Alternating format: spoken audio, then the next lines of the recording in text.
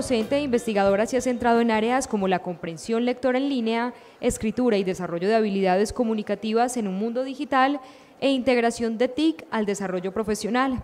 Asimismo, ha sido codirectora del Laboratorio de Investigación sobre Nuevas Alfabetizaciones de la Universidad de Connecticut. Dentro de sus publicaciones podemos destacar su participación en la cuarta edición del libro Teaching with the Internet, Listen from the Classroom, y también su labor como editora en el libro The Handbook of Research in New Literacies. Cabe recordar que la profesora contará con 1 hora para realizar su exposición, tiempo que le será anunciado con el sistema de paletas, que ya lo hemos explicado. La amarilla indica que le quedan 15 minutos y la roja solo 5. Profesora, adelante. Good afternoon. Welcome back from lunch. I wanted to thank Octavio. I'm not sure if he's here somewhere, but I thought it was especially interesting that Octavio started off with talking about printed texts and how the love of that and how we started there. Alana followed up with really reminding us of the sociocultural context and the situations and practices in which all of these texts sit. Dave Ranking continued with really reminding us what happens as we move into schools and we're not quite seeing the kinds of practices that are happening outside of school. And I was very excited to hear all of the questions towards the end of Dave's talk, because that's really where I'm headed, is to share some of the details of, in a sense, what happens when we don't teach students, whether they're 5 years old or 15 years old, how to deal with some of the new things that are happening with text.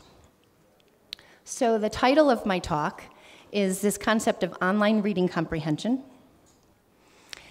And in terms of where we're headed, I'm going to spend just a little time kind of giving a definition of what that means, online reading comprehension, and where it sits in the context of some other folks and what they talked about today. And then I'd like to share several examples of opportunities that are offered when children, whether, again, they're elementary age children or secondary age children, have this thing called online reading comprehension, as well as some of the challenges when they're not quite literate in those ways. And at the very end, I hope to share with you some questions that I'm grappling with right now to lead you into tomorrow. I do want to share also that because I have an opportunity to be here for 2 days, today I'm going to share a lot of the challenges but may not give you a lot of answers. Tomorrow will be some of the teaching answers to, so what do I do in my classroom? So in terms of thinking about online reading comprehension, this idea of new literacies from the perspective that I take with a group that came out of the University of Connecticut is the idea that students require additional skills and strategies and what we might call dispositions or mindsets in order to read and effectively comprehend information on the internet. I've spent about the last 10 years trying to figure out what that new is, and that's really what I'm going to share with you today. The other thing that really is important from a new literacies perspective is the idea that sometimes students are more literate than teachers in some aspects of using the internet, and we'll talk a little bit about that. Often, other times, teachers know how to teach very well, and so somehow we've got to figure out a way to honor the literacies that students bring outside of school and remind ourselves that just because there's a computer in front of us now doesn't mean that we have to forget all those really good pedagogical strategies and practices that we already know. And the biggest message that I spend a lot of time talking about with teachers is that, for me, the internet is very much a reading and writing issue as opposed to a technology issue. And that matters for 2 reasons. One, I'm not a very big techie. I don't know much necessarily about computers per se. I know a whole lot about reading and writing. And one of the things that I'm afraid of is as schools start to get the internet into their schools, oftentimes the computers sit in a computer lab rather than in a regular classroom. And so one of the hopes is for us to start to think about, as regular classroom teachers, what is our role if the internet is right here in our classroom? So I said I spend a little time talking about how reading and learning changes on the internet.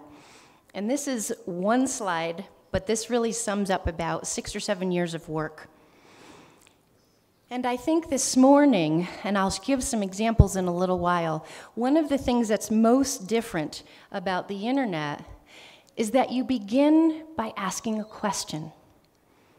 And often, when we give kids regular, typical printed things to read, we hand them a book. And we as the teachers ask all the questions, and the student's job is to answer them. And whether it's education or it's in business, I've heard many, many people say the most important ability or skill for our students or workers to have is the ability to ask really good questions. So once you ask that question, I believe there are new ways of locating or finding information. And so we'll take some time and look at some examples of those. I also believe there are new reasons for critically evaluating information. And that's important because it's not as if all of a sudden the internet is here and we never thought about critical evaluation before. That always should have been a part of our practice. But all of a sudden, there are more opportunities for young children in particular to get kind of tricked or to get led down the wrong way when they access information on the internet. So it's almost critical for all students, not just the smartest students, to be able to think about critical evaluation. There's also new contexts for synthesizing information and pulling it together. Now all of a sudden, as you saw this morning, we don't just have printed words. We have email and blogs. We have video. We still have printed text. We have pictures. We have dynamic images. And we've got to figure out how to take all that information in its various forms and make sense of it in a way that answers our questions. And then on top of that, figure out of all the tools and the ways and the audiences that we have, what's the most effective way to communicate the answers to our problems to others. And so that's a really general example that I'm going to spend a lot of time giving more examples now. Now I have 2 slides, and these are not designed to scare you. Okay? If you're not comfortable with statistics or numbers, it's okay. These are really 2 slides that have some interesting stories to tell. And the image that you see up here, first of all, represents the findings from a study we did back in 2005. And the idea was to see if there was a relationship between the types of skills and strategies that students needed to read printed text on a standardized test of comprehension compared to the types of skills and strategies and the performance that students do when they read on the internet. And so along the bottom, you see numbers that represent standardized test scores from a state test in the United States and the state of Connecticut. And along the left-hand side, you see the scores of an online reading comprehension assessment, which asked children to be able to locate, critically evaluate, synthesize, and communicate information. And if reading offline, the scores on the bottom, were the same as reading online, you would expect that a poor offline reader would also be a poor online reader. And a high or skilled offline reader would also be a skilled online reader, which means that you would expect to see a straight diagonal line. Now look at those dots. Every one of those dots represents a child. Does anybody see a straight line in those dots? No. In fact, what we see is a complete lack of correlation where the dots are all over the place. And most interesting, and it's kind of hard to see from where I am and point it out, but if you look at the little purple dot on the far left that's high, that individual scored the lowest in offline comprehension, but one of the highest in online. And then if you look over on the bottom right, the little green circle, that reader scored one of the highest offline and one of the lowest online. So really the story that comes out of that statistically is there's lack of a correlation. But practically that means that we can no longer assume that if a student or a child reads well from a book, that they'll be able to successfully accomplish the kinds of things that we mean when we move them on the internet. So I looked at that a little more closely, and again, pretend you don't see all these crazy numbers if they make you nervous, but there's also an interesting story to tell here. This was what I did for my dissertation. We took the findings from this, and I said, well, hold on, that doesn't make any sense. There's some things that are happening online that are kind of the same. And there's other things that are different. So what I wanted to try and do was to tell a story numerically that said, we can actually separate out the new stuff that's happening. And so what these numbers mean, if you go from left to right, is if you were trying to predict how well a reader would be able to locate, evaluate, synthesize, and communicate on the internet, about 35% of the information, their skills, in an offline reading test would predict performance. And then after you control for that, there's another 7.5% that's predicted by what you know about the topic that you're reading about. And here comes the exciting part, for me at least, is after you control for your ability to read offline and the knowledge that you have about that topic, there's actually about 15.5% left of new stuff. And so I've spent the last 7 years trying to figure out what's new in that stuff. There's lots of text at the bottom that gives you some examples of other people that have done work in that area. So I wanted to share 2 examples before I move into my own. But before I share those, this is a teaching strategy that we try in the United States a lot to get people engaged. Now, I know you may not all speak the same language. However, what I'd like you to do is to think for 1 minute about your own experiences reading on the internet. How do they compare to when you read a book? And then I'd like you to turn to someone who's close to you. And the strategy is called turn and talk. Share an example, and I'll give you about 1.5 minutes or so. What's one thing that appears to be different when you or your children read on the internet compared to reading a book? Or you can talk about, what do you notice that you struggle with when you read on the internet compared to reading a book? Does that make sense? So I'll give you about 1.5 minutes to just turn and talk to somebody and share something that you think might be different between reading a book and reading on the internet.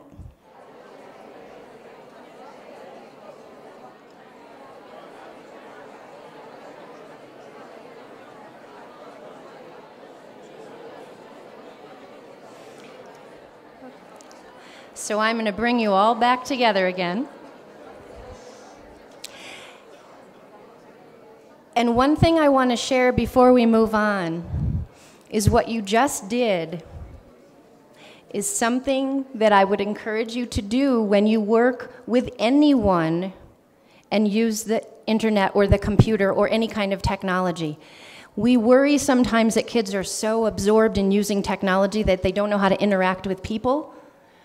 well, then stop them from using technology for a few minutes and interact with people. So right now we're talking about technology and literacy, but in a sense I asked you to just think and talk for a little while. And that's one of the things that I always encourage teachers to do when they work with students is encourage them to just stop, pull away from the computer for a second, pull away from the text, and just make sense of what you're thinking about. And we'll talk about that tomorrow in terms of how do we create opportunities for individuals to dialogue as a way of building comprehension. So it's not just me and the computer and maybe 6 or 7 other people that are somewhere else in the world connected to that computer. For me, it's really comprehension is about talking and thinking and meaning making right with the people that you're with. So now that you've had an opportunity to think a little bit, I'm going to share some examples of what other researchers are saying about what might be new before I share some of my own ideas. Peter Afflerbach and one of his graduate students, Byung-Young Cho, did a study where they compared all of the strategies that individuals use, reading comprehension strategies in printed books, to the strategies that studies were finding were being represented by readers as they read on the internet.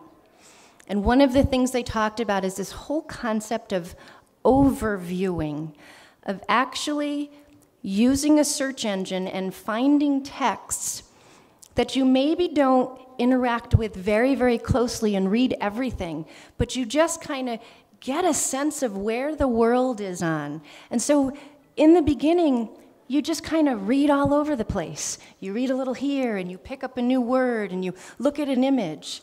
And it's just this new concept of just looking everything over and trying to figure out, think about Alana's talking about audience and purpose today. What is my purpose now that I see all the things that are out there?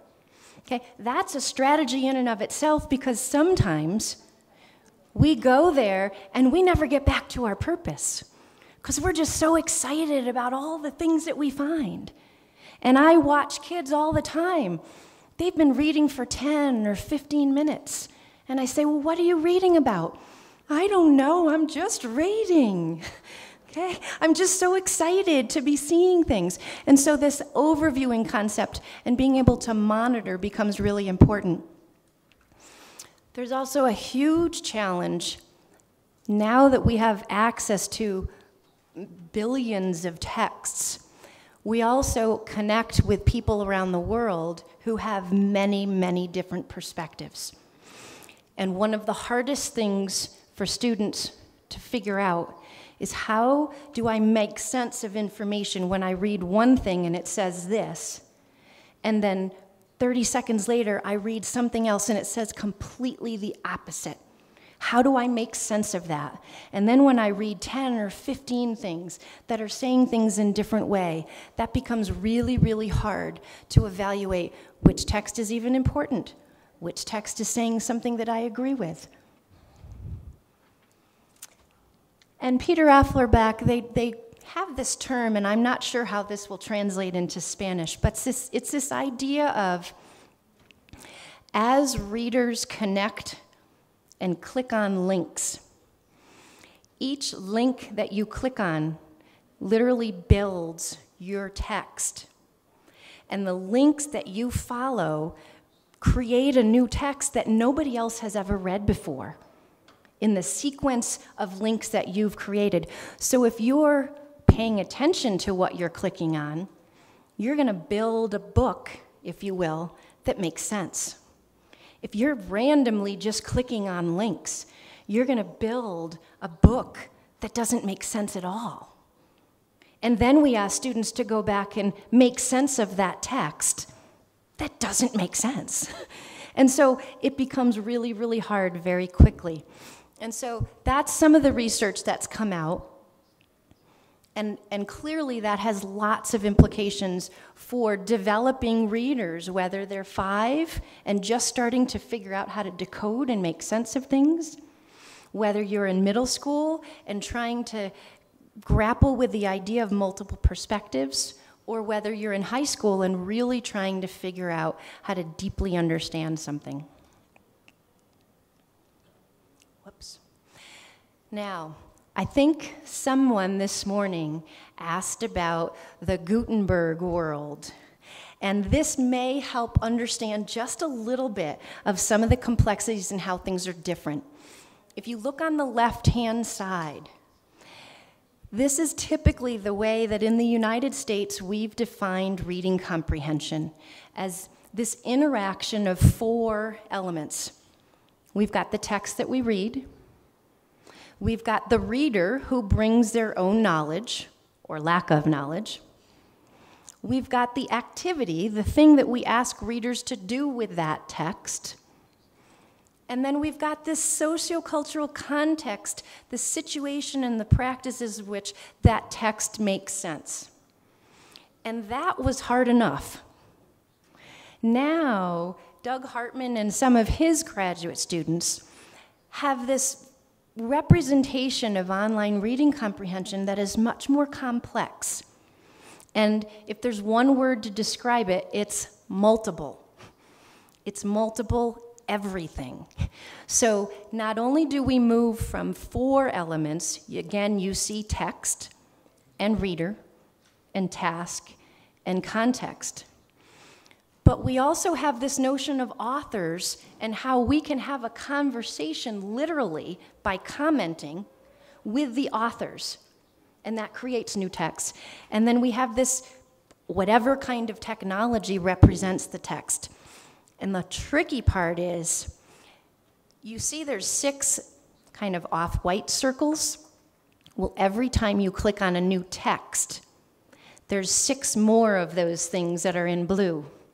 And then when you click again, there's 6 more of those things in pink. And so all of a sudden, this world that we're trying to make sense of is hugely complex.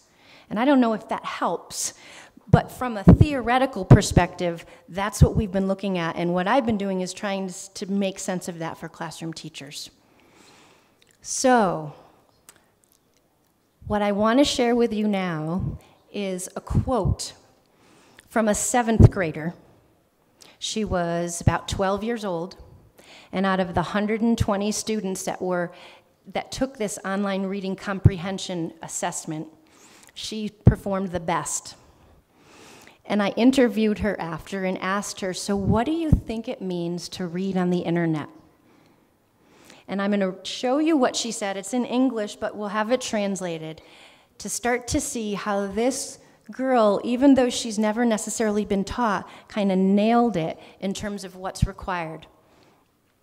So she said, well, I'd say in order to read on the internet, you need concentration, immunity to the rest of the sites once you click on one, and being a good internet searcher, meaning when you know exactly what to click on without even having to think twice about it. And when you click on it, it's reliable. I'd say it's about 25% luck, 74% skill, and 1% wit. I really can't understand it all myself, but they mold right into a perfect circle and it works correctly. And so for a skillful online reader, these are the processes that I've been interested in trying to capture. And interestingly, if I had told her what to say, this is what I would have hoped she would have said, because encapsulated in what this one sentence was, what I think about as a new kind of fluency. Typically, at least in the United States, being fluent means how many words you can read a minute. And quite honestly, what I think is most important as you read on the internet is how many words you can skip a minute to find the stuff that you really want. So it's a new kind of fluency that really, as she says, you don't have to think twice about it. There are some parts of reading on the internet that require you to be efficient. And the challenge is that quickly we have to turn our brains off the excitement of finding and being quick to stop and think and being able to evaluate what's most relevant. I know exactly what to click on. And it's not really by accident, but when I click on it, the information is reliable. And this last little piece about 1% wit.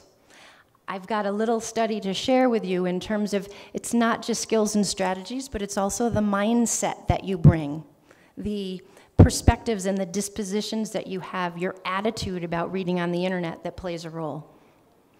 So if I were a 7th grader, that might be how I might explain it. But what I'm going to do is now share with you if students have those skills, strategies, and dispositions, if they're what we call digitally literate learners.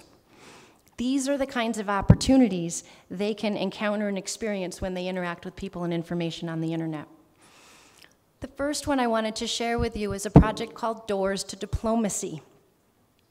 This takes place in the United States, or it's sponsored by the United States, but ironically, many of the competitive schools that join are outside the United States. And so I want to share with you a website. I'm going to jump off of here, and I want to share with you this website that is created by these high schoolers.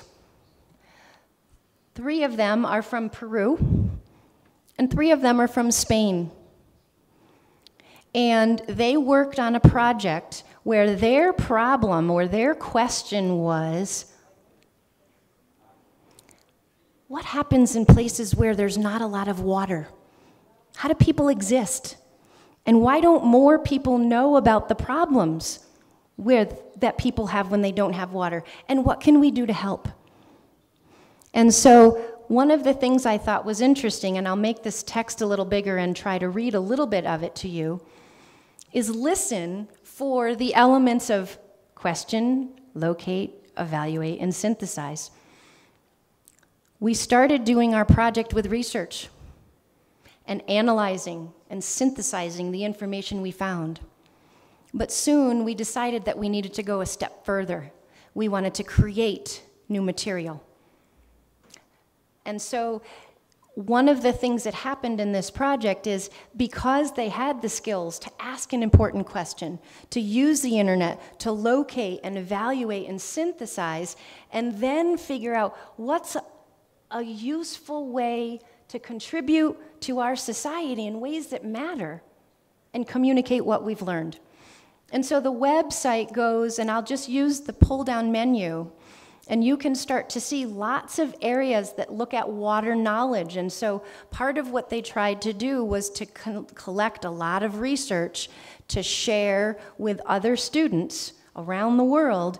These are some of the problems. They put together solutions. They talked to people and they collected videos and interviews and pictures.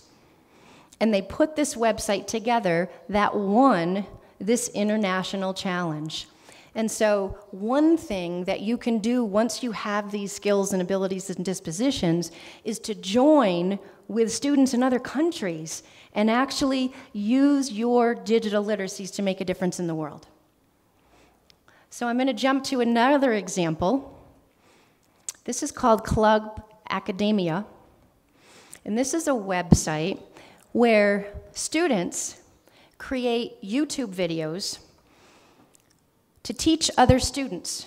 This is not part of school. They do this outside of school. And this is an example where a 9th grader was trying to teach her peers about a physics concept.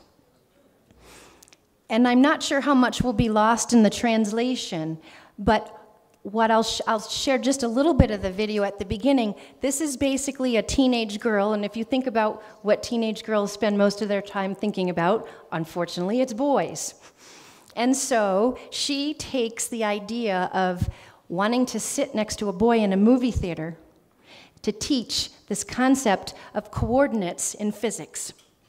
And so I'll play just a little bit, and I think Robinson might be able to translate it for you, what she's saying, just so you can get a sense of this is something she did all by herself so that she could teach her peers.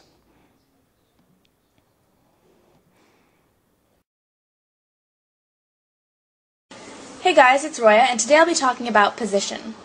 Position is defined as an object's location in relation to a reference point, and that's usually labeled 0 if you're working in 1 dimension, or the origin if you're working in 2 dimensions. Now, say there was this really cute guy sitting in the movie theater, and I wanted to sit next to him because maybe we'd strike up a conversation or something. I don't want to be too obvious, I don't want to sit 1 chair away, but maybe I'll sit 2 chairs away. And if I want to do that, I have 2 options. I can sit here, or I can sit here. These are both the same distance away from the boy, but they're at different locations in space.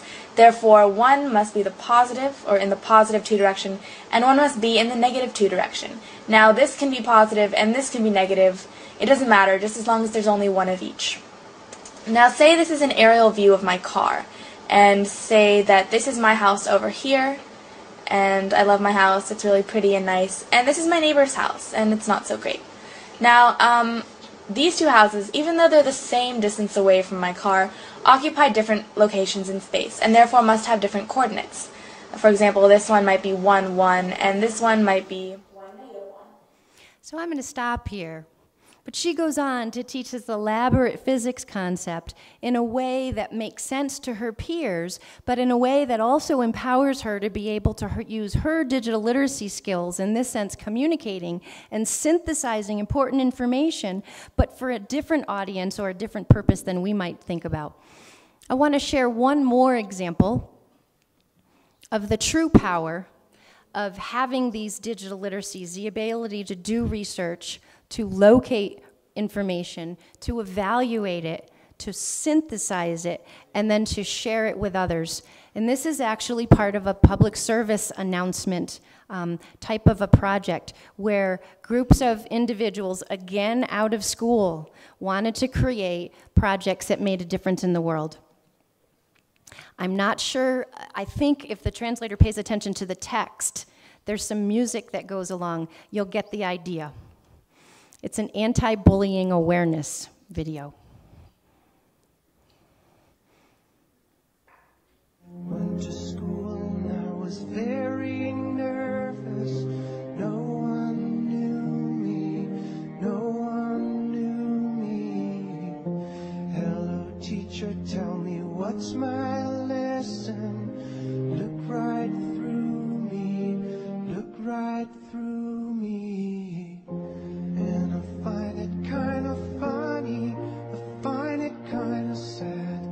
The dreams in which I'm dying are the best I've ever had. I find it hard to tell you, I find it hard to take. The people run in circles, it's a very, very mad world. Mad world. Enlarging your world. So the idea here is, again, if we give our children opportunities and to practice learning how to ask really important questions, how to locate information using the internet, how to critically evaluate it, how to synthesize it, and how to put it together in a way that creates a powerful message. For many of our adolescents in particular, when I ask them what matters most to them, they tell me, I want to make a difference. I want to matter. And I don't have enough opportunities in schools to matter. So, the exciting thing for me is to think about the opportunities that those kinds of practices lend us. The scary thing for me is that as I travel around to schools, I worry that many, many students do not have those abilities. And so this next part of my talk is giving you some really, really specific data to let you know it's not just, it is a worry, but it's not just a guess. This is at least in the samples that we've taken from the United States, and there are other countries that are doing similar kinds of things. there are many, many challenges. And so before I begin this part, I don't want you to lose hope because tomorrow I'll share with you some of the things that are happening to deal with these challenges. But at the same time, I think it's really, really important for us to have an awareness of how big of a problem this is.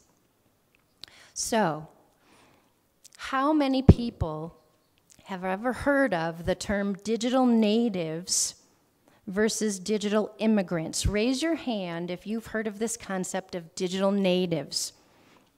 Mark Prensky wrote that book in 2005, and for a number of years, we were thinking that these students do things out of school that make them natives, and we as adults don't know how to do them, and as a result, we're immigrants, which suggests that we're kind of lost as teachers because we don't know what to do. However, there's a couple of things that have happened historically since then. In 2008, and this is not the only study, it's one of several, there became this digital natives debate where we actually started to look at what kids were doing outside of school and realized they have a lot of skills and strategies in non-academic kinds of settings. But when we ask them to apply technology to learning in academic settings, they really don't know what to do at all. And so, because of that debate, Mark Prensky wrote another book that is out now, and he's actually written 2 of them, but the most recent one is called Technology and the Quest for Digital Wisdom. If he could kind of just erase this concept of digital natives because he thinks he made a mistake.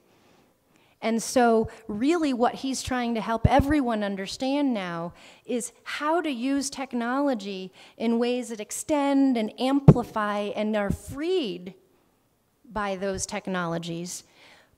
But it's also about things that happen in our mind, and there are things that we know as adults that can help these so-called digital natives.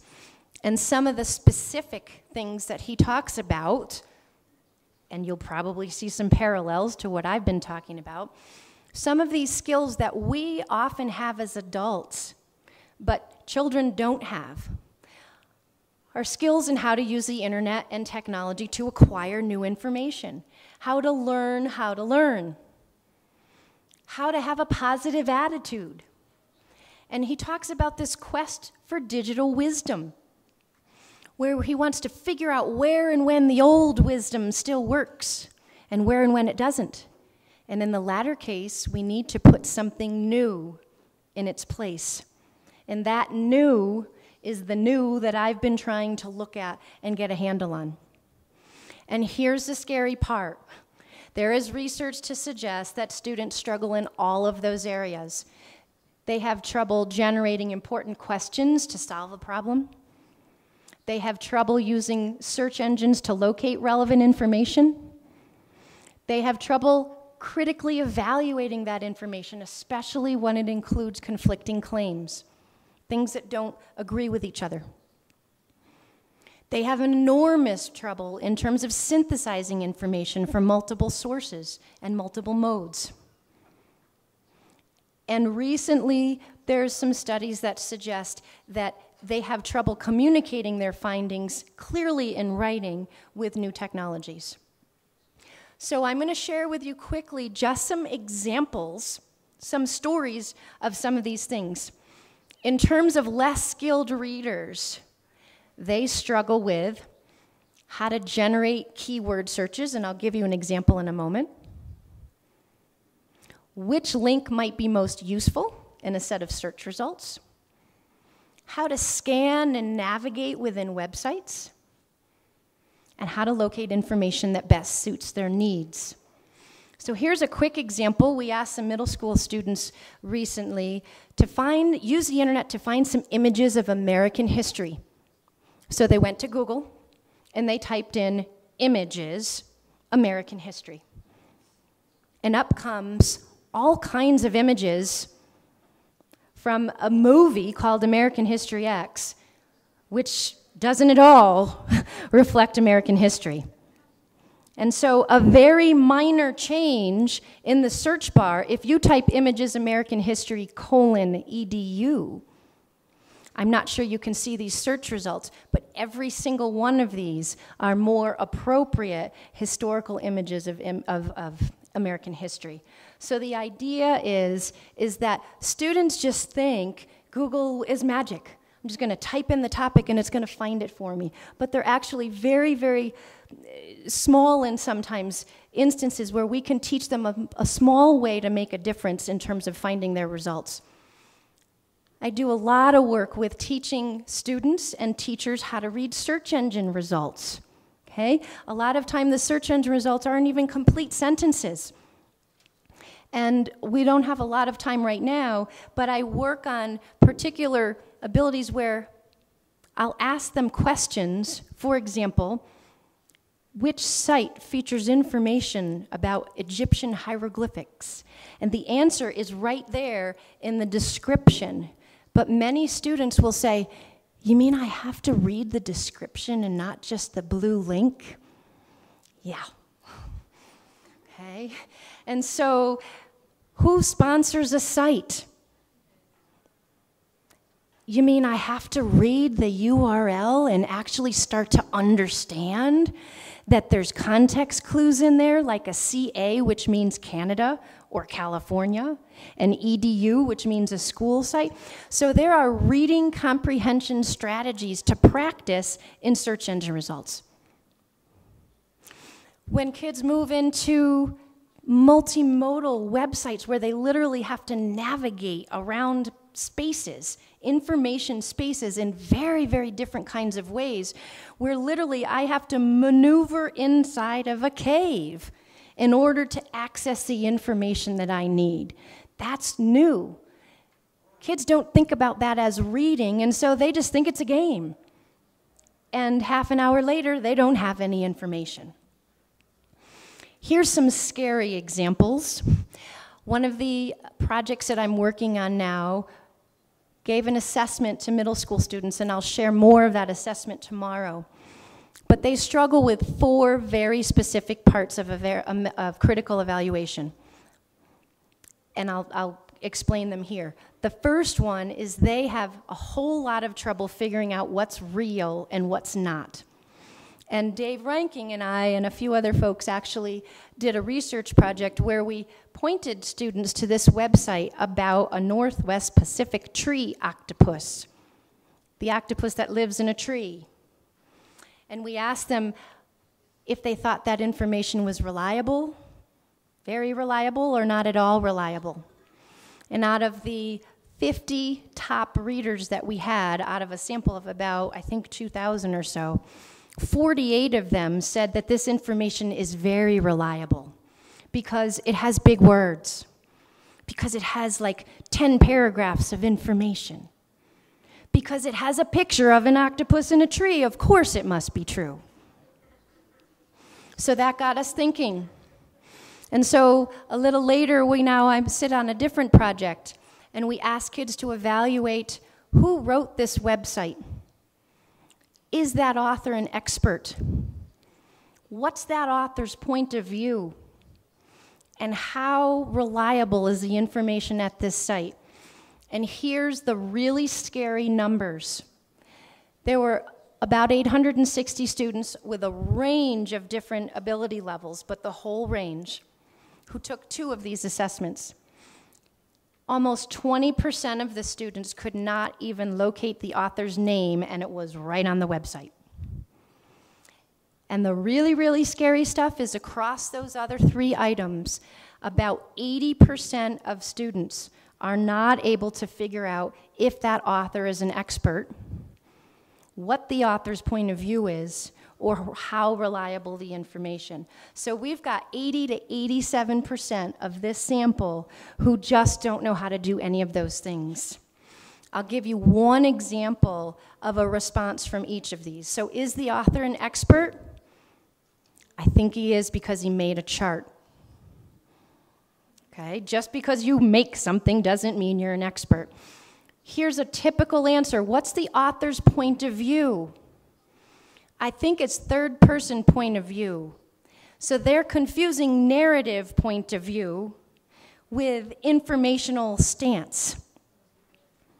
And so this helps us, rather than just being frustrated, we now know we need to explicitly teach the different kinds of point of view.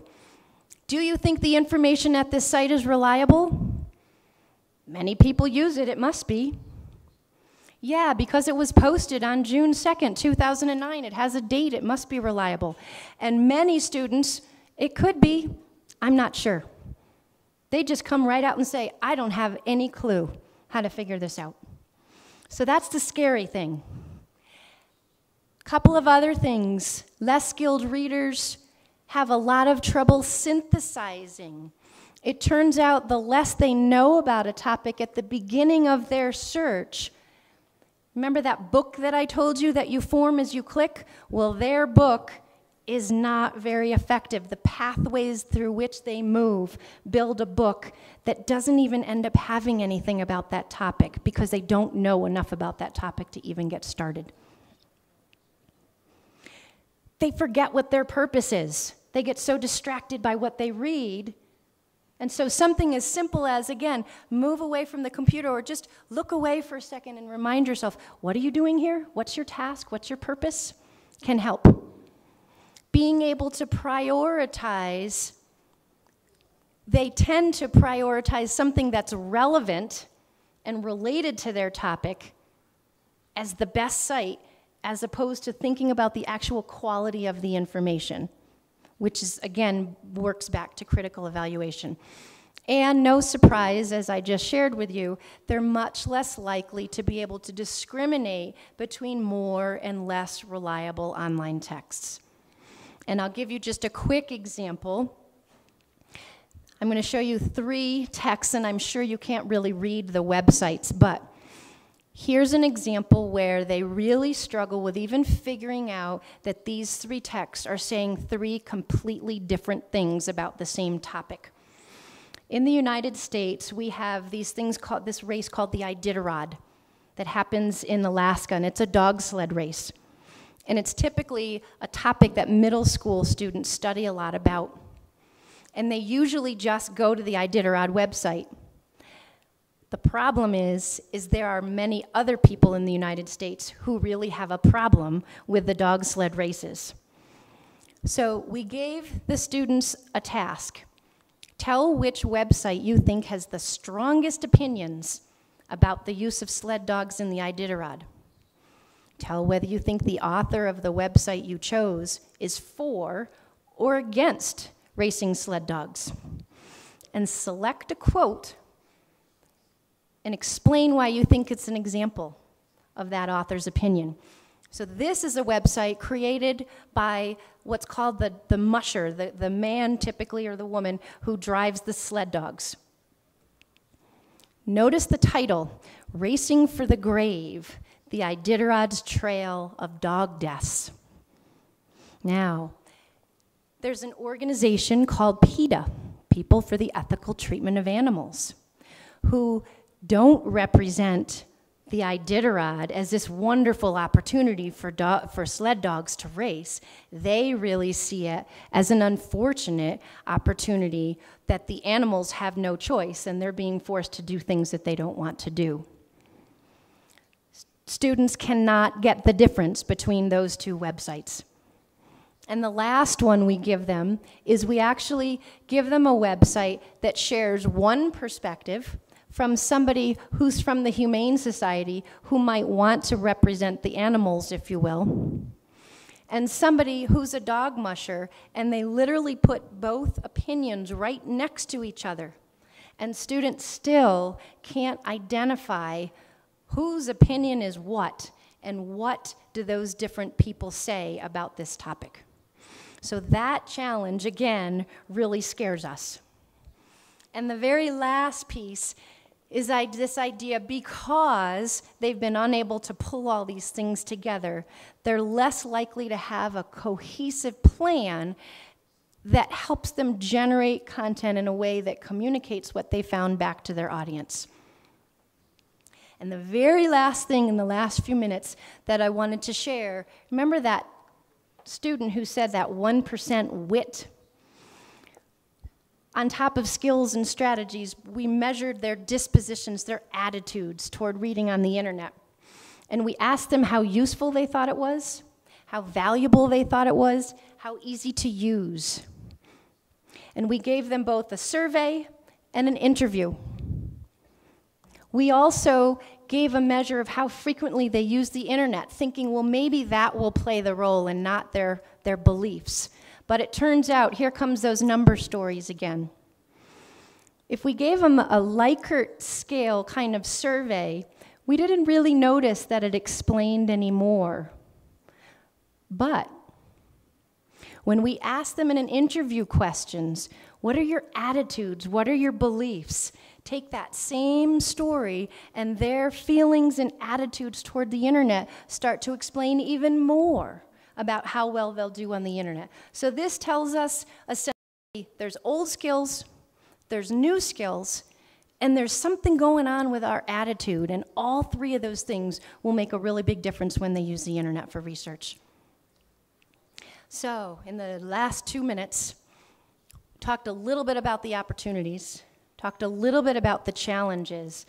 I'm just going to identify some next steps for research, and then tomorrow we'll talk about next steps for teachers.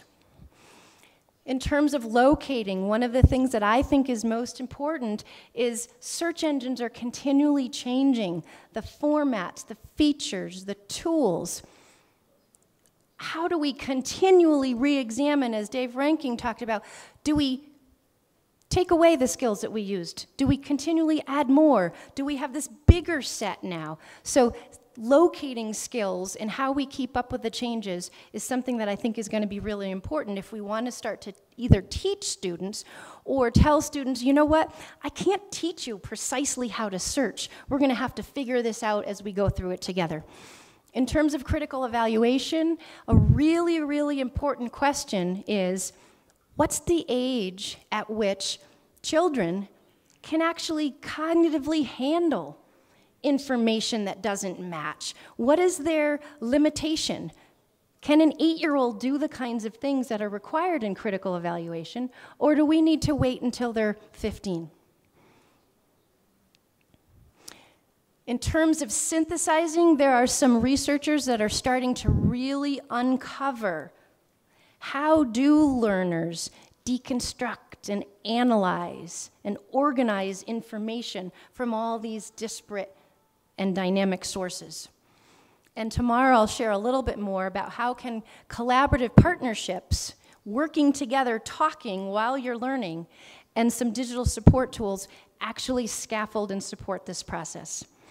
And one of the things that I'm most interested right now is this idea of turning attention towards readers and writers as socially active citizens. How can they use the information they've gathered in research to start to make a difference in their world? And we found from a motivational kind of perspective, that's the thing that middle and high school kids want to do. That's going to keep them in school. So if we can help kids develop offline and online reading skills and get them engaged in something as an active citizen, I think that's going to be really important. So just in summary, new reading and composing or making skills, practices and dispositions are required in order to comprehend information on the internet. And there's more and more that continually are on the horizon. I shared some of the opportunities that those digitally literate experiences can have for students. I shared some of the challenges, and tomorrow we'll take a look at how can educators support online readers. So thank you very much. Teniendo en cuenta que la escuela se queda en el desarrollo de niveles básicos de lectura, que es lo técnico y lo comprensivo, ¿cómo podemos desarrollar niveles más avanzados de lectura que le permita a los alumnos leer de manera exegética, de manera crítica, de manera falsativa, de manera creativa?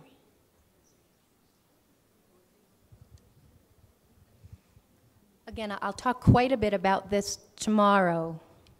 However, the short answer to that is similar to what Alana was talking about this morning, is rather than only thinking about reading as reading the text, We need to make space for opportunities for children to talk about that text, to debate, to introduce them to two texts even that come from opposing points of view, to kind of help them understand that there's just not one way of seeing the world. And I think the beauty of the internet is, I know being here in Colombia, there's just different ways of doing things, and if we can introduce children to texts that represent those different ideas, even if it's just two ideas, one this way and one that way, and then move away from the computer and just talk and think and question. I think that dialogue is going to play a really big role. It's hard, very, very hard for children and students to do this in the beginning. They're going to look at you to say, tell me the answer. And you're going to look back at them and say, this is your decision. This is your conversation to have. And numerous opportunities to do that, whether they're 5 years old and you're talking about a news event that a 5-year-old maybe could understand in some way, or they're 15. And again, tomorrow I'll have several examples of how we can provide some tasks and discussion prompts to get kids thinking across multiple perspectives. Y sí, en algún momento hubo un grupo control con estudiantes que tuvieran contacto únicamente con texto escrito para lograr establecer, por ejemplo, diferencias o particularidades de lo que son las habilidades en el texto online frente a las habilidades del texto impreso. That's a good question, and I wouldn't set up a situation where the control group only does offline reading, because I think it's kind of like comparing apples and oranges. What I would do was to ask the same group of students to read a book, perhaps, and the way that we've been learning about it is to ask them to think out loud as they're reading. What connections are you making? What struggles are you having? What is easy and hard about this? And then have those same students interact with a text that's on the internet and see the difference. The trouble is, as Alana pointed out this morning, there isn't just one kind of text on the internet. So it's not as if we can compare book reading with internet reading. Every single situation and cultural form, if you will, that we encounter on the internet introduces a new set of skills and strategies. And so it's likely that what you do when you read a book is so different than what you do when you interact with something online. It doesn't make sense to compare two different groups. It makes more sense to compare the same readers and how they deal with that different thing. Does that make sense? Me gustaría que hablaras un poco más de locating, de localizar, porque, a ver, como lingüista, localizar significa bajar, o sea, los traductores localizadores toman, por ejemplo, un texto de Microsoft sobre la última versión de Microsoft y lo localizan para cada una de las culturas, de las comunidades culturales del planeta, ¿no? Entonces es una traducción, pero también es una adaptación cultural, es la búsqueda de ejemplos que sean significativos para la audiencia. Cuando escribes aquí locating, ¿estás usando este sentido o es otro o cómo lo entiendes? Me gustaría que hablaras más de esto. Gracias. Yeah, that's an important question, and I think locating for me in this context right here is about two things, about defining search terms, and then once you get to a place, actually navigating and moving within that text, if you will, to locate in the initially relevant information. But I want to come back to the generating search terms. I've been working with a research group in Finland, and these cultural differences have impacted our thinking about the ways that we develop tasks and compare students, let's say in Finnish and English.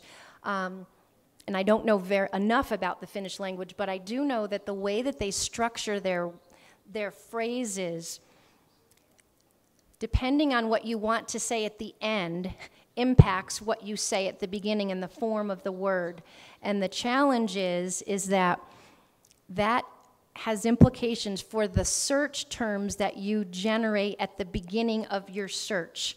And again, it's hard to explain, but those cultural, linguistic differences, what we're finding, and we didn't do research about this as much as it's kind of complicating our data, is in some senses, as hard as it is in English to generate appropriate search terms that match Google kinds of ways of finding information, Finnish students are almost at a higher disadvantage because of the way that they have to construct their language and their terms.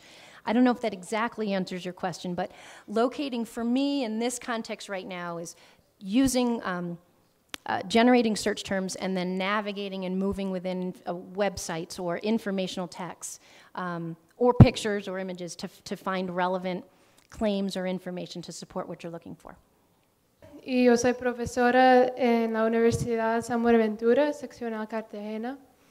Yo trabajo en el departamento, el programa de lenguas modernas, pero muchas veces me gusta enseñar la historia por el idioma de inglés. Y asigné un proyecto de investigación en que tenían que investigar por internet y también por libros. Y encontré lo que usted decía, que las personas que no son lectores avanzados tienen dificultades en compilar la información. Quiero decir que durante las presentaciones que tuvieron que dar, había mucha información, pero no habían las conexiones que eran claves. Y entonces yo espero con muchas ganas para oír lo que va a decir mañana y ya ha sido muy, muy colaborativo. Muchas gracias.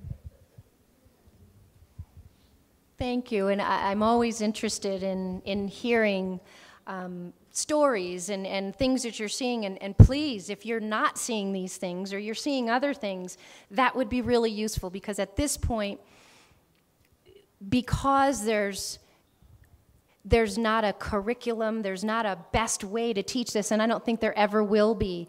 The way that we're trying to get information is just watching kids, and often it's changes monthly because of technology. Somebody will have trouble doing something, and a month later Google will have figured out the solution. That's not even a problem anymore. And so it's really useful to have this information either validated or refuted in a way that helps us kind of design tasks and assessments that are useful. Adelante. Bueno, lo que quiero decir es que estemos en este contexto, es decir, no allá en los Estados Unidos, sino aquí, y no aquí, sino en el departamento del Cesar donde yo vivo, y no en Valledupar, sino en una vereda por allá, donde la luz se va cada vez que hace un trueno, hay 15 minutos y se va una hora, a veces hay una hora y se va el resto del día. Entonces, la pregunta mía es, me preocupa bastante que los estudiantes tienen en mente de que la internet les soluciona todo, la internet es lo que sabe y que ellos acuden a la internet para resolver toda situación. Entonces, la pregunta mía es, ¿cómo hacemos para que el estudiante se endulce con el entorno y utilice el contexto donde vive para leer y para producir texto, así como yo lo hago, que soy poeta, que si encuentro en el salón un ratón o una culebra, un sapo, yo eso lo convierto en poema y a través de eso endulzo para que el estudiante crea textos? Esa es la pregunta.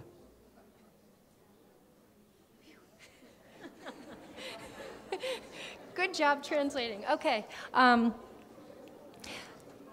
I lost my train of thought. The short answer to that, in terms of the not having a lot of access to computers or to power. It's a similar issue, if you will, in the United States, where sometimes there might be 2 computers in a classroom with 20 students, and teachers want to know, so how do I deal with this? And it also taps into your question about how do we encourage children to still value the other sources of information. And so one of the things that I've tried to do in classrooms is to break kids into groups. And for a project, some children will use the internet. Other children might use an interview method. Other children might use some other kind of strategy that requires them to look at printed books, perhaps. And so what happens is each of those groups comes together and talks about the information that they found or didn't find using that kind of approach. And often what happens is, in this particular example, the kids who have used the internet realize that there's real value in walking down the street and actually just talking to your grandmother. And you can learn things that you can't find on the internet. And so the short answer to that is, if you don't have access, or if you don't have power all of the time, electricity that is, teach kids how to take advantage of those other sources of information and continually ask them to compare and contrast. What are the useful things that you found from this experience, and what would you have done differently or maybe found differently if you had had another opportunity? It's not the best solution, but it's often one that we have to use in the United States when, again, there's not enough computers to go around. And then the next project, the kids switch roles and they then become literate in all those different ways of creating interviews and using the internet and accessing printed text to kind of diversify the places that they go to get information. Mi nombre es Margarita Cárdenas, soy docente de Barranquilla. Me parece muy buena la charla, pues porque el tema está enmarcado en un tema que trabajé en el marco de mi investigación para optar el título de magíster en educación con énfasis en TIC. Yo trabajé el tema relacionado con habilidades en búsqueda de la información, desarrollando un método que es el de la investigación guiada de la doctora Carol Cutlao. En ese método, pues, trabajamos con los niños y les ayudamos a ellos a aprender a buscar información digital, pues porque, como se ha dicho aquí ya muchas veces, ellos tienen pues bastantes dificultades. Para eso, la compañera que trabajó conmigo en la investigación y yo pues tuvimos que entrenarnos. Entonces, la preocupación mía va más que todo encaminada a los docentes, porque pues por mi experiencia he visto que los docentes hoy por hoy aceptan que los estudiantes les lleven tareas y trabajos de internet de páginas no confiables como Wikipedia. Es decir, no hay ese rigor de los docentes de pedirles a los estudiantes que les lleven pues sus tareas o sus investigaciones con páginas con un dominio .edu o .org. Entonces, es más que todo, quiero saber es qué podríamos hacer para crear conciencia o para que los docentes puedan tener ese rigor de saber decirle a los estudiantes qué es lo que deben investigar. Gracias. It's a really good question, and I think it's one of the dilemmas that I deal with a lot in professional development. Teachers, rightly so, want this guidebook that says this is what I'm supposed to do. And part of it is that there are knowledge sets, if you will, and certain types of practices that I think are useful. The challenge with thinking that we can ever get the guidebook right is something that I focus on in professional development that, unfortunately, I don't think it will ever happen again. I don't think that we can work in the summer, let's say, and develop a curriculum of how to do something and expect that we'll be able to use it even more than a few months. And so that mindset, that ability to learn how to learn yourself as an adult, to be comfortable when you're confused, is something that I think is really important to model for students. And so I know it's hard to stand up in front of a group and prepare something with something digital and it doesn't work, let's say because the website changed. But rather than being afraid, what we need to do is to stand up and say, you know what? I had this wonderful lesson prepared with this website, and I realized the website isn't there anymore. So we're going to have to problem solve and troubleshoot to come up with a plan B, or at least as a teacher, you want to start to think out loud and help kids understand, this is what I do when I'm frustrated. This is what I do when it gets hard, because that learning how to learn and learning how to anticipate that things will forever constantly change is the only thing I can guarantee that your curriculum should be saying. And unfortunately, that's that dilemma is how do we, my last slide tomorrow will be how do we continue to deal with the changes that we will face? And I don't have an answer except to say, expect that the changes will come and together we'll figure it out, but it's not going to be, let's go to the guidebook and find the answer. De todos modos, en esos planteamientos que usted hace sobre las situaciones que encuentra como problemáticas, siento que hay muchas que son comunes de la comprensión de lectura en general y de los procesos de aprendizaje de los chicos, que aparecen aquí en la lectura online, pero que ya estaban antes. Y eso me hace preguntarme si un poco el problema no tiene que ver con el sistema educativo y formativo en general en sí mismo, que pues privilegia al adulto y que desde las tempranas edades le limita al niño, por ejemplo, la posibilidad de preguntarse, ¿sí? Y cómo entonces todo eso lo que va a hacer es que cuando se enfrentan a estos entornos aparezcan estas situaciones como problemáticas, pero resulta que nosotros mismos como padres o como sistema educativo les limitamos que desarrollaran esas indagaciones o que se inquietaran, etcétera, etcétera, y pues hoy tenemos como resultado. Sí me gustaría pues saber un poco cómo lo ve usted. You pretty much stole my message for tomorrow.